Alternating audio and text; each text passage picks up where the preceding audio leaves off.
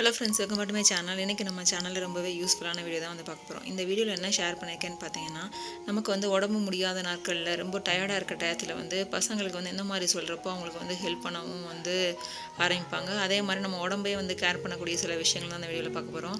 So வாங்க வீடியோக்குள்ளே போகலாம். இன்றைக்கி பார்த்தீங்கன்னா எனக்கு பீரியட்ஸ் ஆரம்பிச்சு 2 நாள் ஆயிடுச்சு. 2வது நாள் சில சமயம் ரொம்ப டயர்டாக பேக் பெயின் இருக்க மாதிரி இருக்கும். ஸோ அந்த மாதிரி டயத்தில் என்னென்ன சாப்பாடுலாம் நமக்கு சத்து கொடுக்குற சாப்பாடுன்ற மாதிரி நான் பார்த்து சாப்பிட ஆரம்பிப்பேன். ஸோ அந்த மாதிரி சாப்பிட்றப்போ டக்குன்னு எனக்கு எனர்ஜி கிடைக்கும். ஸோ அதே மாதிரி நான் ஃபஸ்ட்டு சாப்பிட்றது என்னென்னு பார்த்தீங்கன்னா ராகி ரொட்டி தான். ஸோ ராகி நம்ம சேர்த்துட்டோன்னே உடம்பு எனர்ஜி கொடுக்குற மாதிரி இருக்குங்க. நீங்களும் வேணால் ட்ரை பண்ணி பாருங்கள். ரொம்ப சின்ன பிளேட்டில் வச்சுருக்கேன்றது பார்த்தீங்கன்னா, பாத்திரம் கழுவுறதுக்கு கம்மியான பாத்திரம் வரணுன்ற ஐடியாவுக்கு சும்மா அது ஒரு காய் வச்சு ஆறுறதுக்கு வச்சுருந்த பிளேட்டு தான். ஸோ அதையே அப்படியே வச்சுக்கிட்டேன். பாத்திரம் மற்றவங்களாம் சின்ன சின்ன பிளேட்டில் வச்சு சாப்பிட்டாங்கன்னா நமக்கு கழுவுறதுக்கு ரொம்ப கம்மியான பாத்திரங்கள் வரும். ஆனால் யாரும் சொன்னால் கேட்க மாட்டாங்க. அட்லீஸ்ட் நம்ம சாப்பிட்றப்ப சின்ன பிளேட்டில் சாப்பிட்டுக்கலான்றக்காக டிஃபன் பிளேட்லேயே அப்படியே ராகி ரொட்டியை வச்சு அப்படியே சாப்பிட்றதுக்கு ஆரம்பிச்சிட்டேன். மத்தியானத்துக்கு பீன்ஸ் மட்டும் கொஞ்சம் செய்ய வேண்டியதாக இருந்துச்சு. அதனால் ஃபஸ்ட்டு கட் பண்ணி செஞ்சிட்டோன்னா அது மற்ற வேலையை அப்புறமா கொஞ்சம் பண்ணிக்கலாம், கொஞ்சம் ரெஸ்ட் எடுத்துகிட்டு பண்ணிக்கலான்றதுக்காக பீன்ஸ் மட்டும் செய்ய வேண்டியது இருந்துச்சு. ஹஸ்பண்டுக்கு காலையில் காயின்னு பார்த்தீங்கன்னா உருளைக்கிழங்கு வறுவலும் பாசிப்பருப்பு போட்டு அப்படியே நம்ம தால் மாதிரி செய்வோம்ல, பாசிப்பருப்பு அப்படியே ஊற்றி சாப்பிட்ற மாதிரி அதை செஞ்சுட்டேன். உருளைக்கிழங்கு தனியாக வேக வைக்கல. அப்படியே சாதம் வேக வைக்கிறப்போ உருளைக்கிழங்கு அப்படியே தோலை எடுத்துட்டு நம்ம உள்ளுக்குள்ளே போட்டு அப்படியே வேக விட்டோம்னா அதை மட்டும் வெந்ததுக்கப்புறம் அதை எடுத்துகிட்டு நம்ம மசிச்சுட்டு எப்பயும் போல் அப்படியே மசாலா மாதிரி செய்வோம்ல, உருளைக்கிழங்கு ட்ரையாக அப்படியே நம்ம செஞ்சிடலாம் ரோஸ்ட்டு மாதிரி. அந்த மாதிரி தான் செஞ்சு கொடுத்தேன். டக்குன்னு செய்கிறதுக்கு எனக்கு வேறு என்ன காயும் செய்யணுன்ற ஐடியாவே வரல. ஸோ அதனால் பீன்ஸ் மத்தியானத்துக்கு செஞ்சுக்கலாம் பசங்களுக்குன்றக்காக பீன்ஸ் மட்டும் இப்போ செஞ்சுக்கிட்டு இருக்கேன். வேறு காயெல்லாம் பக்கத்துலேயே நின்று பார்த்துட்டே இருக்கணும். நான் பீன்ஸ் தண்ணியில் அப்படியே முங்குற அளவு போட்டுட்டு வேக விட்டுட்டு அதுக்கப்புறம் தான் நாங்கள் தாளிப்போம். அந்த மாதிரி செஞ்சால் தான் அந்த பசங்களுக்கு பிடிக்குது. ஸோ அதனால் நல்லா பீன்ஸை கட் பண்ணிக்கிட்டு இருக்கேன். பார்க்குறதுக்கு கொஞ்சம் இலசாக இருக்க மாதிரி இருந்தாலும் சிலதெல்லாம் கொஞ்சம் முத்தலாக இருக்க மாதிரி இருந்துச்சு. ஸோ அதனால் அதில் ஒவ்வொன்றா பார்த்து கொஞ்சம் முத்தலாக இருக்கிறதெல்லாம் எடுத்துகிட்டு அதுக்கப்புறம் கட் பண்ணிக்கிட்டு இருந்தேன். மத்தியானத்துக்கு கொஞ்சம் சிக்கன் குழம்பும் இருக்குது. பசங்களுக்கு சிக்கன் குழம்பு என்ன பண்ணுவேன்னா, நேற்று சாயங்காலம் தான் கொஞ்சம் போல் சிக்கன் வாங்கி கிரேவி செஞ்சுருந்தோம். ஸோ அதோட கொஞ்சம் மிச்சம் ஃப்ரீசரில் வச்சுருந்தேன். அது இப்போ தான் ஒரு 1 ஹவருக்கு முன்னாடி வெளியே எடுத்து வச்சுருந்தேன். அதை கொஞ்சம் கூலிங்லாம் போயிடுச்சுன்னா அதுக்கப்புறம் மத்தியானத்துக்கு சூடு பண்ணி சாப்பிட்லான்ட்டு. அது என்னன்னு தெரியல, வெஜ்ஜை விட நான்வெஜ் தான் இந்த பசங்களுக்குலாம் ரொம்ப பிடிக்குது. அதுவும் சிக்கன்னா ரொம்பவே பிடிக்குது. அது என்னன்னு தெரில. காய்கறினா கொஞ்சம் சாப்பிட வைக்கிறது கொஞ்சம் கஷ்டமாக தான் இருக்குது. உங்கள் வீட்டில் எப்படின்றது சொல்லுங்கள். ஸோ அதுக்கப்புறம் ரொம்ப ஒரு மாதிரி இருந்துச்சுன்ட்டு என்ன பண்ணேன்னு பார்த்தீங்கன்னா, ஒரு வேளை கோல்டு ஆரம்பிக்கிற மாதிரி இருந்தால் கூட எனக்கு அப்படி இருக்கும்.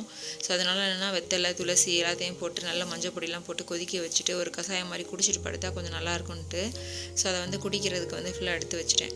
அதுக்கப்புறம் பீன்ஸையும் தாளித்து விட்டுட்டேன். கிச்சனோட நிலமன்னு பார்த்தா அங்கங்கே அப்படி தான் இருக்குது. ஸோ அதை செஞ்சு வச்ச அந்த காய்கறி இதெல்லாம் கொஞ்சம் மூடி வச்சுட்டு கழுவ வேண்டிய பாத்திரத்தெல்லாம் ஓரமாக எடுத்து வச்சுட்டு படுத்துடலான்றக்காக போய் எல்லாத்தையும் ஒரு சைடு எடுத்து வச்சுக்கிட்டு இருந்தேன். குழம்பையும் பீன்ஸையும் மூடி வச்சுட்டு படுத்தா போதுன்ற மாதிரி இருந்துச்சு. சில சமயம் நமக்கு எந்த வேலையும் செய்ய தோணாது. யார் பார்க்க போகிறாங்கன்ற மாதிரி மைண்ட் செட்டு தான் இருக்கும். ஸோ அதனால் என்ன பண்ணால் கொஞ்சம் சைடு அந்த இருந்தது எல்லாத்தையும் எடுத்து ஓரமாக எடுத்து வச்சுட்டு நான் படுக்க போயிட்டேன். நல்லா படுத்துட்டு ஒரு 2 மணி நேரம் தூங்கினதுக்கப்புறம் கொஞ்சம் தெம்பாக இருக்க மாதிரி இருந்துச்சு. ஸோ அதுக்கப்புறம் எஞ்சி பார்த்தா பசங்க என்ன பார்த்தாங்கன்னா சாப்பாடெலாம் கொஞ்சம் சாப்பிட்டுட்டு நல்லா இதை மூடி வச்சுட்டு என்ன பண்ணியிருக்காங்கன்னா கொஞ்சம் சைட்லலாம் கொஞ்சம் க்ளீனும் பண்ணி வச்சுருக்காங்க. ஸோ க்ளீன் பண்ணுற வேலைலாம் பெரியவன் பண்ணியிருக்கான். சின்ன பையன் என்ன பண்ணிகிட்டு இருந்தானா, நான் வரப்போ பாத்திரம் வாஷ் பண்ணிகிட்டு இருந்தான்.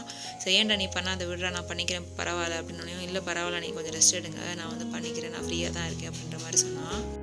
நான் பாத்திரத்தை வாஷ் பண்ண நீ பண்ண அந்த மாதிரிலாம் சொல்ல மாட்டேன். அதை விட என்ன செய்வேன்னா, இந்த மாதிரி முடியாமல் நேரத்தில் எனக்கு இங்கே செய்கிறதுக்குன்னு வேறு யார் ஹெல்ப்புக்குன்னு யாரும் இல்லை. இப்போ நீங்கள் செய்யலாம் அந்த வேலையை நான் தானே செய்யணும். நீங்கள் ஜஸ்ட்டு நீங்கள் பண்ணுற சின்ன சின்ன வேலையை எனக்கு ஒரு ஹெல்ப் மாதிரி நினச்சி பண்ணிங்கன்னா உங்களுக்கே பண்ணுறதுக்கு தோணும். அந்த மாதிரி நான் அப்பப்போ சொல்லுவேங்க. ஸோ அந்த மாதிரி சொல்கிறப்போ பசங்களுக்கு மனசில் பதியுது. அதனால தான் நமக்கு முடியாதப்போ அவங்களுக்கு ஹெல்ப் பண்ணணுன்றது ஒரு தோணுது. இன்னொன்று நமக்கு அந்த பசங்க க்ளீன் பண்ணுறப்போ நம்ம அளவுக்கு எல்லாத்தையும் பர்ஃபெக்டாக பண்ண முடியாது. அதனால் சிங்குக்குள்ளே நல்லா க்ளீன் பண்ணி வச்சுருந்தான். அந்த டைல்ஸ் மேலாம் கொஞ்சம் தெரிச்சிருந்துச்சு. எப்பவுமே இந்த மாதிரி பண்ணுறப்போ நம்ம குத்தம் சொல்லாமல் சூப்பராக பண்ணியிருக்கே, இவ்வளோ ஹெல்ப் பண்ணியிருக்கே, வேறு லெவல்ன்ற அந்த மாதிரி நம்ம பாராட்டுறப்போ அவங்களுக்கு ரொம்பவும் சந்தோஷமாக இருக்குது. ஃபுல்லாக க்ளீன் பண்ணி முடிச்சுட்டு என்னை கூப்பிட்டு காமிச்சேன், எப்படி இருக்குன்னு பாருங்கள் சூப்பராக பண்ணியிருக்கேன் அப்படின்ற மாதிரி. சூப்பர்டா அப்படின்னு சொன்னோன்னே அவனுக்கே ரொம்ப சந்தோஷமாயிடுச்சு. நம்ம சின்ன சின்ன பாராட்டுறது அவங்களுக்கு ரொம்பவும் அடுத்தடுத்து பண்ணுறதுக்கு ஒரு மோட்டிவேஷனாக தான் இருக்குது.